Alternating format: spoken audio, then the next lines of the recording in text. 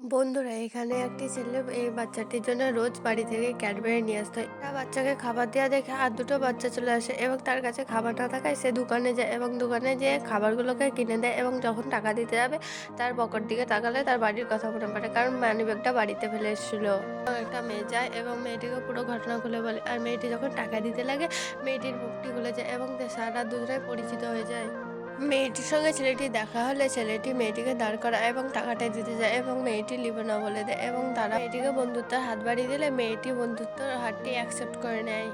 তারপরে তারা একসঙ্গে থাকতে লাগে। একদিন হঠাৎ করে তারা যখন রাস্তা দিয়ে যাচ্ছিল একটা ঠাকুর দেখতে পায় এবং ছেলেটি প্রণাম করলে এবং মেয়েটি জিজ্ঞাসা করে, তুমি হিন্দু?